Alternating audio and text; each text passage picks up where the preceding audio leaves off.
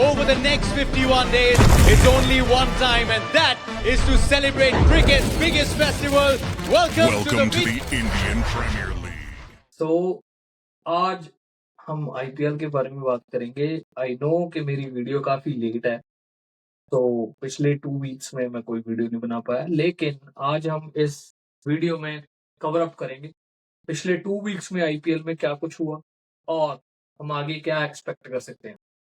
तो मैं आपको और वेट नहीं करवाऊंगा, so let's be on the video. So welcome back on my channel from toss to kick off. IPL right now is on the peak. So अब जाके IPL अपनी पीक पे आ चुका है। कुछ ऐसे मैचेस हुए हैं, कुछ ऐसी बैटल्स हुई हैं जहां पे हमने आउटस्टैंडिंग क्रिकेट देखी है, आउटस्टैंडिंग परफॉर्मेंसेस देखी हैं। चाहे वो श्रेयस अय्यर का वो कैच हो एमआई के खिलाफ, एमआई के होम ग्राउंड में, क्या वो कोल्ड ब्लडेड मूव था, और सेकेंडली पंजाब का वो चेस हो, जिस तरीके से पंजाब ने 262 रन्स को चेस किया है, और थर्ड केएल राहुल की वो लाजवाब पारी हो। तो इन सारी चीजों के बारे में हम बात करेंगे। तो फर्स्ट ऑफ ऑल एक बार फिर से हम पॉइंट टेबल्स के ऊपर निगाह मारते हैं, नजर मारते हैं कि पॉइंट टेबल पे हमें क्या देखने को मिल रहा है राइट नाउ। देखो, Punjab still is on top. So ਉਹਦੇ ਉੱਤੇ ਦੇਖ, ਉੱਤੇ ਕੌਣ, ਉੱਤੇ Punjab. So definitely Punjab is on the top and number 2 RCB. अभी राइट नाउ सिनेरियो ये हो चुका है कि सारी टीमों ने, ऑलमोस्ट सभी टीमों ने अपने 8-8 मैच कंप्लीट कर लिए हैं, और उनमें से सिर्फ 4 टीमें ऐसी हैं जिन्होंने अपना 9th मैच खेल लिया है, जिसमें से आरसीबी है, सनराइजर्स हैदराबाद है, राजस्थान रॉयल्स है और गुजरात टाइटंस है। जीटी ने आज आरसीबी को सरप्राइज किया, और इस सरप्राइज को विराट कोहली झेल नहीं पाया। हमने उसकी फ्रस्ट्रेशन ग्राउंड पे देखी, किस तरीके से उसने सेंड ऑफ दिया है शुभमन गिल को। आई डोंट थिंक सो कि उसको इतना करना बनता था अकॉर्डिंग टू मी, तो व्हाटएवर इट इज। तो राइट नाउ पॉइंट टेबल की हम सिचुएशन पे आते हैं। पंजाब किंग्स 8 में से 6 जीता है, एक नॉट रिजल्ट है ना, वो जो बारिश की वजह से हमारे 2 पॉइंट खिसक गए थे, केकेआर की झोली में 1 पॉइंट चला गया था, तो उसकी बदौलत पंजाब को, लेकिन वो एडवांटेज ही है, वो केकेआर को भी एडवांटेज था, लेकिन पंजाब को राइट नाउ वो एडवांटेज ज्यादा है। 1 पॉइंट मिला है इंस्टेड ऑफ एक मैच कहीं इधर उधर जाने की बजाय। Still we have that 1 point. So Punjab is on top with 13 points and positive net run rate. I am 100% sure कि पंजाब ही वो पहली टीम होगा जो सीधा क्वालिफाई करेगा। पंजाब को ये कोई चक्कर में पड़ने की जरूरत नहीं है, नेट रन रेट्स वगैरह और ये वो।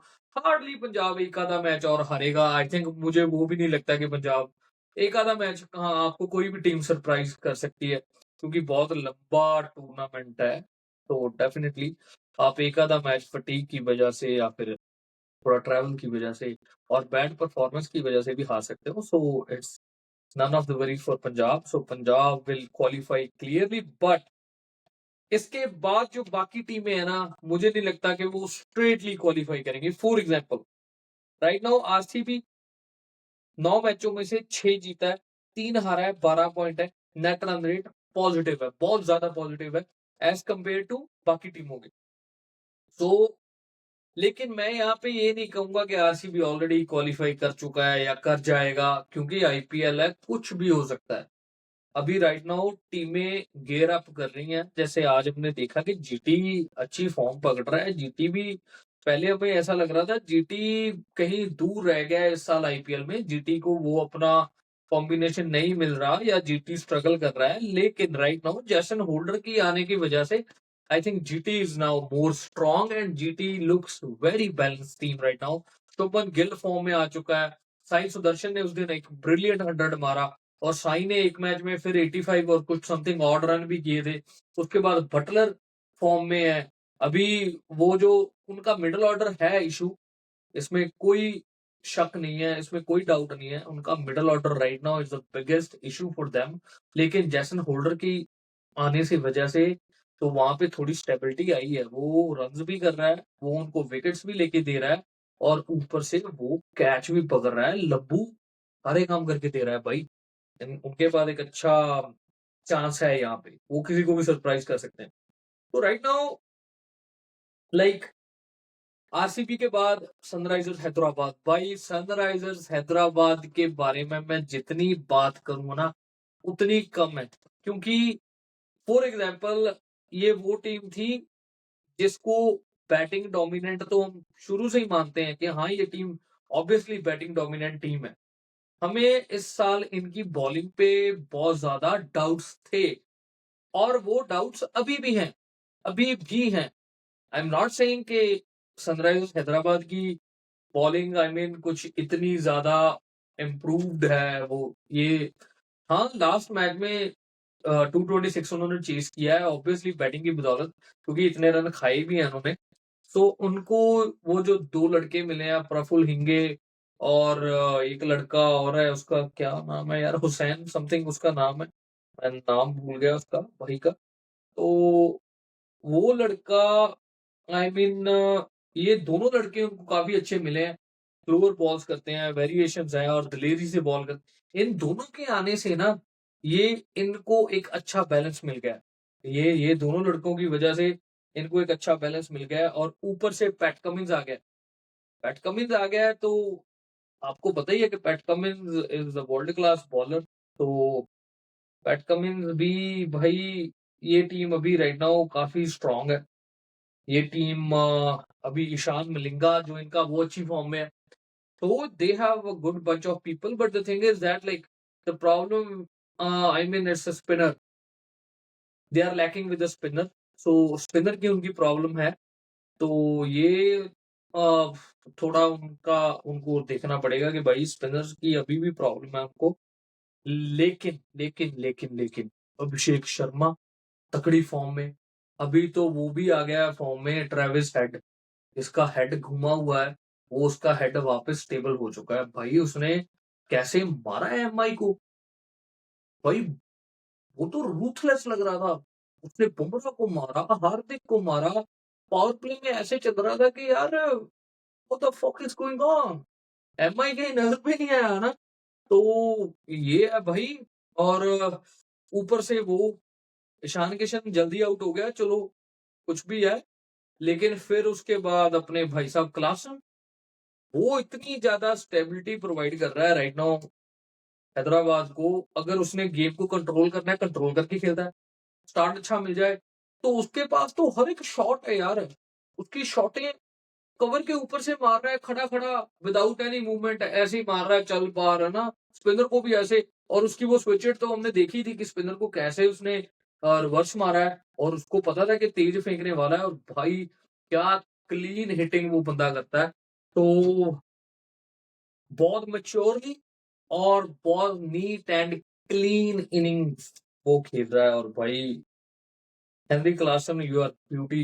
इस साल मैं जो आपकी देख रहा हूँ ना भाई, बैटिंग कमाल है पूरी टॉप क्लास। तो उसके बाद अगर हम बात करें, let's move on to other teams. Hyderabad के बाद आई थिंक राजस्थान है टेबल पे अभी। 1 मिनट तो टेबल बताता हूँ। सो या हैदराबाद के बाद राजस्थान रॉयल्स, आरआर का भी भाई, आरआर का जो कॉम्बिनेशन है ना वो मुझे एक्चुअली वो लगता है कि हाँ वो टीम होगी जो पंजाब से फिर से सेमीफाइनल या फिर फाइनल में भिड़ेगी। मैं किसी और की गारंटी नहीं ले सकता, लेकिन मैं आरआर की गारंटी 100% लेना चाहूंगा। और मुझे लगता है कि वो फाइनल या फिर सेमीफाइनल में मुझे लगता है कि पंजाब के साथ दोबारा भिड़ेंगे। उनके पास भाई एक तो वो वंडर किड जो उनके पास है, उसके बारे में क्या कहें यार। क्या क्या बोलना क्या चाहिए उसके बारे में। आई थिंक शब्द कम है उसके बारे में। वो जनरेशनल टैलेंट है, गॉड गिफ्टेड टैलेंट है भाई। जो उसको उसको भी नहीं पता एक्चुअली वो कर क्या रहा है। और वो जो बॉलरों का हाल कर रहा है ना, वो तो एक्चुअली इतना तो पुलिस भी नहीं पीटती भाई जितना वो पीटता है। टांग पे बॉल कर दो, 6 है 100%। ऑफ पे बॉल कर दो, शॉर्ट पिच या कोई भी कट मार देता है, अपर कट मार देता है। और अब तो उसने एक और चीज पकड़ लिया, वो देख के डिफेंस भी करने लगा है भाई, एक आधी बॉल रोक भी लेता है और कोई जवाब नहीं है यार। Vaibhav Suryavanshi, you are like, I mean, what you are doing right now, it's fantastic. Nobody can do in this age. So, hats off to you. And you are the biggest star for Indian cricket for next 5-10 years or whatever the thing. You are the future, है ना? कि वैभव सूर्यवंशी ही अभी यहाँ से run करेगा Indian cricket का face बन के। वैभव सूर्यवंशी, आप ये नाम बहुत ज्यादा सुनने वाले हो।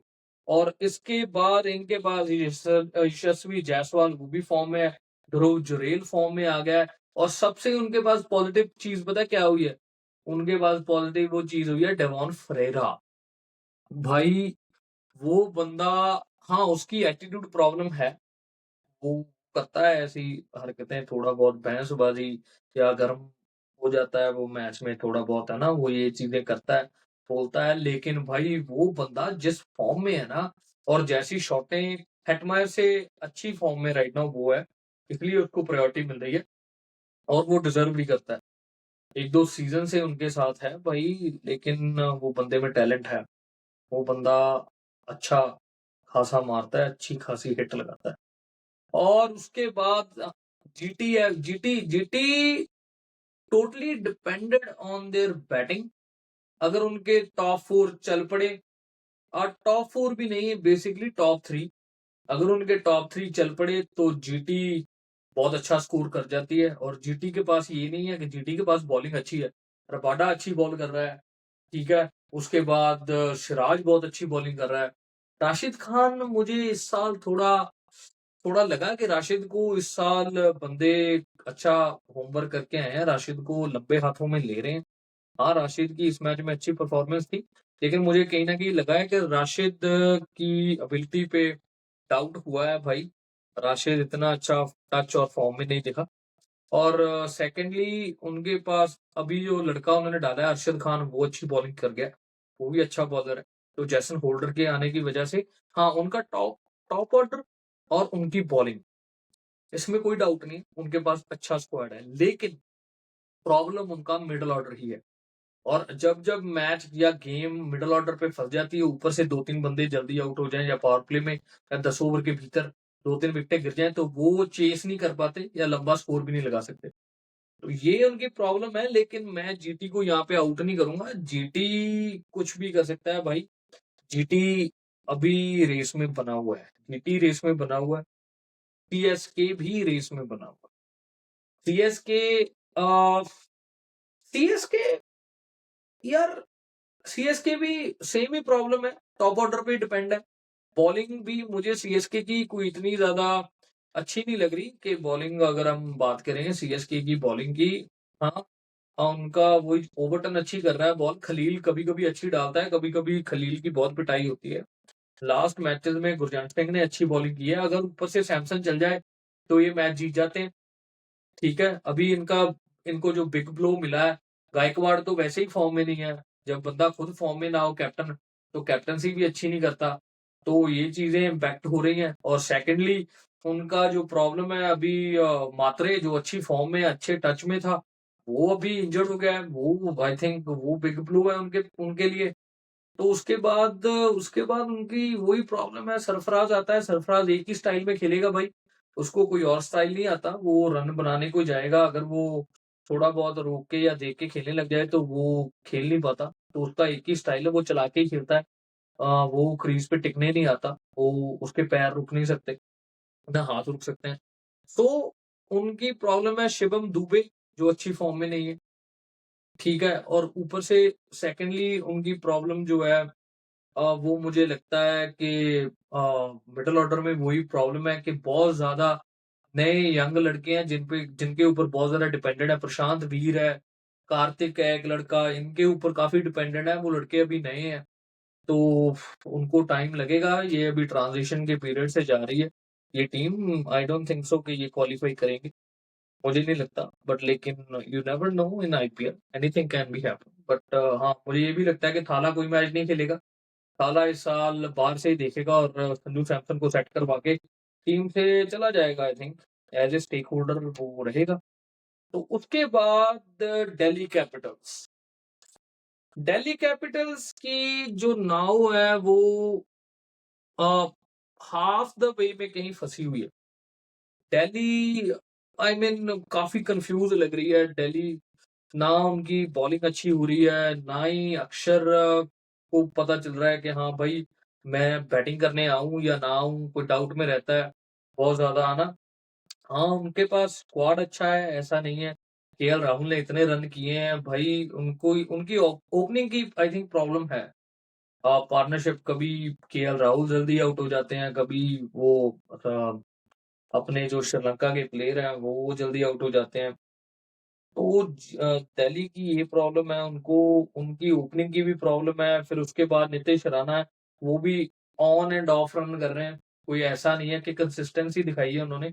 हाँ, लेकिन उन्होंने पिछले मैच में पंजाब के खिलाफ काफ़ी अच्छे रन्स किए हैं, काफ़ी अच्छा स्कोर किया है उन्होंने भाई, इसमें कोई डाउट नहीं है, काफ़ी अच्छा खेले हैं। और मुझे लगता है कि निशंका अ, अगर ये ट्राई करना चाहते हैं तो पृथ्वी शॉ को ट्राई कर लें। निशंका को अगर आपने लास्ट मैच में देखा होगा कि शायद उन्होंने एक नया लड़का अजय मंदाल था या कौन था? 1 मिनट मुझे चेक करने दो। मैं अभी आपको बताता हूँ कौन था वो लड़का। या अजय मंदाल ही था आई थिंक हाँ। उसको उसको चांस दिया था, ओपन करवाया था उनसे या फिर नहीं, नहीं, नहीं, सॉरी, साहिल पारख, ये लड़का था। ये खेला था जिसको भुवनेश्वर ने ब्रिलियंट इन स्विंगिंग यॉर्कर, जड़ में पहली गेंद, तो वो बंदा hard luck for that guy. Debut में इतनी अच्छी बॉल डल जानी और उसके बाद वही डाउट में होना कि चांस मिलेगा या नहीं मिलेगा। आई आई होप कि डीसी उसको बैक करे, अगर एक मैच दिया था तो एक दो चांस और दे। वही प्रॉब्लम है इनकी कि इनका जो इन्होंने ट्रस्ट किया था आकिब नबी पे, वो तो पंजाब वालों ने नबी की पूरी नाभि बिगाड़ दी है भाई, इतना मारा है उस मैच में। काइली जेमिसन को सोचा था उन्होंने कि हाँ, हम इसको भी ट्राई, अभी वो इस मझधार में फँस चुके हैं कि ट्राई कर रहे हैं कि यहाँ पे भी ट्राई, वहाँ पे भी ट्राई, इसको डाल लें, उसको डाल लें। उनका मिचेल स्टार्क अभी अवेलेबल है। ये मैंने ये सुना है कि लेकिन वो फर्स्ट मई के बाद ही मैच खेलेगा। आई थिंक वो अभी नहीं खेलेगा, तो वो अवेलेबल हो जाएगा। मुझे ये भी लगता है कि डेविड मिलर को काफ़ी नीचे भेज रहे हैं। आई थिंक वो यहाँ पे शफ़ल कर सकते हैं।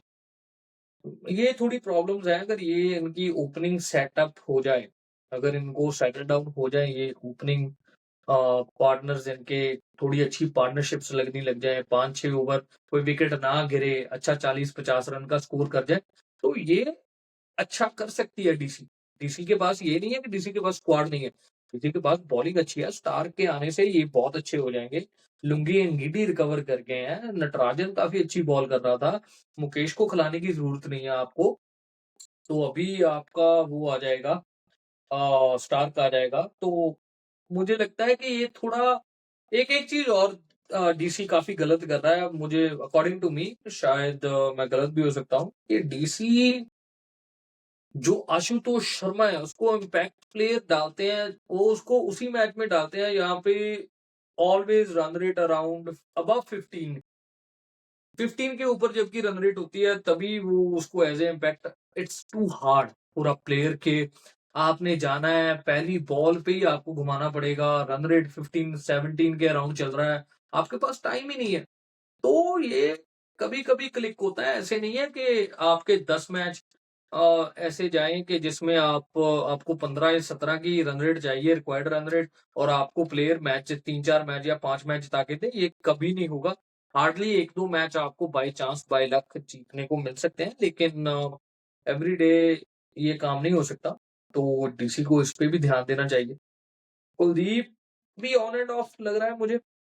कुलदीप और दूसरी बात, डीसी डीसी का वो जो लड़का था विपराज निगम, जिस पे काफ़ी स्टेक थी, वो भी लड़का थोड़ा मुझे लग रहा है इस साल अच्छी फ़ॉर्म में नहीं है भाई, वो लड़का भी इसकी उनकी प्रॉब्लम है क्योंकि वो सेकंड एज़ अ स्पिनर खेल रहा था। जैसे कुलदीप के बाद एक अच्छा फ्रंट लाइन स्पिनर वो ही खेल रहा था, लेकिन अभी मुझे लग रहा है कि वो भी अच्छी फॉर्म में नहीं है।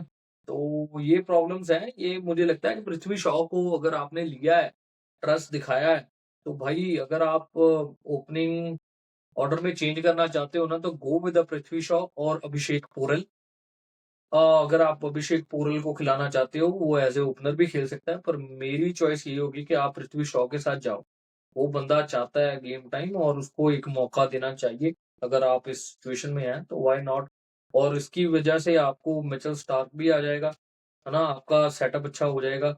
आप वैसे भी अगर आप प्रथम निशंका को निकालते हो, तो पृथ्वी शॉ को लाते हो, तो डेफिनिटली आपका एक तो फॉरेन प्लेयर वो हो जाएगा अवेलेबिलिटी, है ना? तो आप स्टब्स को खिलाओगे, मिलर को खिलाओगे, 2 तो ये पक्के हैं, ठीक है? उसके बाद तीसरा आपके पास स्टार्क आ जाएगा, 3 हो गए। 3 के बाद जो आपका चौथा ओवरसीज़ है, वो आप अंगीडी को खिलाओगे। अंगीडी को आप बाहर बिठा नहीं सकते, अंगीडी को आप खिलाओगे एज़ ए बॉलर।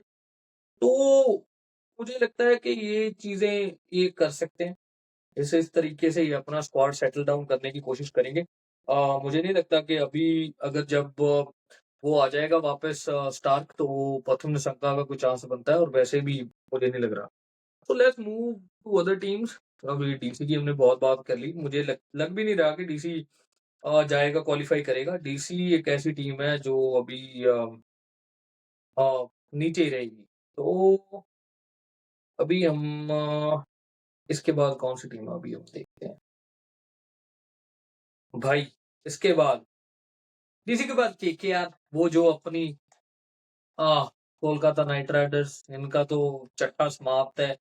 ये जो लास्ट की 3 टीमें, 3 भी नहीं ऑलमोस्ट 4, मैं 4 टीमों को मैं ऑलमोस्ट कर ही देता हूँ कि 4 टीमें जो लास्ट की हैं, लखनऊ सुपर जायंट्स। भाई पंजाब मत ले लेना, मुझे तो यही था कहीं पंजाब ना खरीद ले। ओ भाई परे जा, ਭੈਣ ਚੋ ਪੰਜਾਬ ਨੂੰ ਨਹੀਂ ਚਾਹੀਦਾ ਤੂੰ ਤਾਂ ਸਾਡੇ ਲਾਗੇ ਛਾਗੇ ਬਣਾ।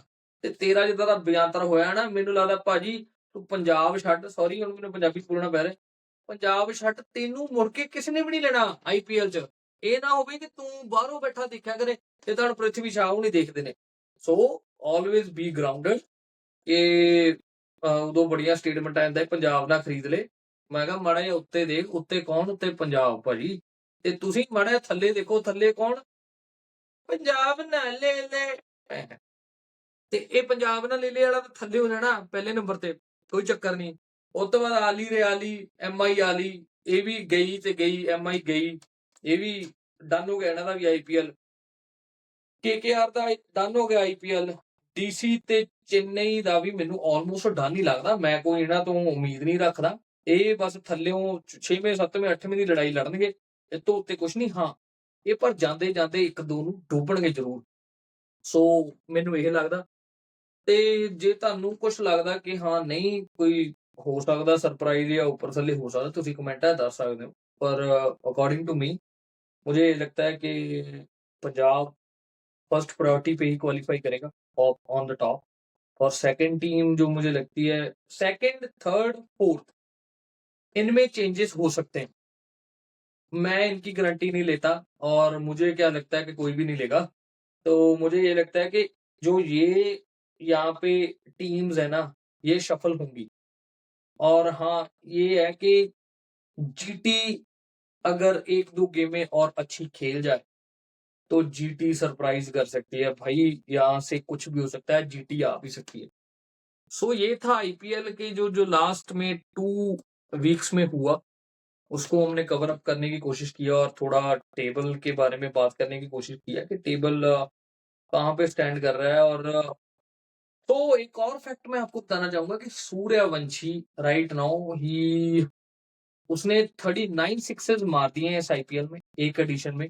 सबसे ज्यादा सिक्सेस जो है आई थिंक क्रिस गेल के हैं, 59 अराउंड समथिंग। मुझे लगता है कि सूर्यवंशी इस साल ये रिकॉर्ड तोड़ देगा। आपको क्या लगता है? अपनी राय जरूर देना और कमेंट्स में बताना कि सूर्यवंशी ये रिकॉर्ड तोड़ देगा। मुझे लगता है इजीली तोड़ देगा भाई। 6-7 छक्के वो मुझे लगता है कि कल के मैच में भी मारेगा डीसी। डीसी वालों बच के रहना भाई। वो उसको एज ए बच्चा ट्रीट करना, छोटा बच्चा समझ के ना कभी आंख मिलाना। रे टिकड़ी डप्पा आपका गोल कर देगा वो। तो Suryavanshi hats off to you भाई। ईशान किशन अच्छी फॉर्म में है, अभी जो ऑरेंज कैप है वो एवरी डे चेंज हो रही है, कभी सूर्यवंशी ले जाता है, कभी अभिषेक शर्मा ले जाता है, बीच-बीच में विराट कोहली भी आ जाता है, अभी केएल राहुल भी आ गया था। तो ये इनकी रेस अच्छी है और भाई भुवनेश्वर कुमार, इसकी हम बात ना करें ये हो नहीं सकता, ये अनजस्टिस है। वो बंदा उसकी मुझे ऐसे लगता है कि यार उसकी पीक गई नहीं कभी। बहुत अंडररेटेड बंदा है यार। इतनी अच्छी बॉलिंग, इतना अच्छा वो बंदा यार, कंट्रोल उसका, तो मुझे लगता है कि अगर वो ऐसी परफॉर्मेंस कर रहा है ना आईपीएल में राइट नाउ, तो आप उसको ओडीआई वर्ल्ड कप में कंसीडर कर सकते हो। भाई, आप उसको ओडीआई वर्ल्ड कप में कंसीडर कर सकते हो। वो बंदा right now top quality ball कर रहा है। बुमराह भी पिटा जा रहा है इस आईपीएल में और बुमराह को इतनी लग रही है ना, वो मुझे लगता है कि बुमराह फटीग फटीग भी है भाई। इतने इतने टाइम पे आप ऐसी ब्रांड ऑफ क्रिकेट खेलते हो और इतनी फास्ट पेस क्रिकेट है, आपको ब्रेक नहीं मिलती, तो मुझे लगता है कि फटीग भी एक बड़ा फैक्टर हो सकता है। और या so Bhuvneshwar Kumar, hats off to you. मुझे लगता है कि आपको सीरियसली ऑरेंज कैप और पर्पल कैप सॉरी सूट करती है और आप आपके सर पे ये बनी रहे। तो मैं तो यही उम्मीद करता हूँ और सूर्यवंशी मैं आपको यही कहता हूँ कि भाई ताबड़तोड़ कर दो ये काम, क्रिस गेल का रिकॉर्ड तोड़ दो और इस साल मेरा भाई अगर हो सके ऑरेंज कैप अपने ही सर पे रखना। तो ये थी भाई जो पिछले 2 वीक में आईपीएल की स्टोरी। तो अब से हम I am so sorry for being late on the videos. So अब मैं कैच अप करने की कोशिश करूँगा कि मैं वीक में एटलीस्ट 2 वीडियोज़ डालूँ, मिड में और I try my best. Thank you very much for watching.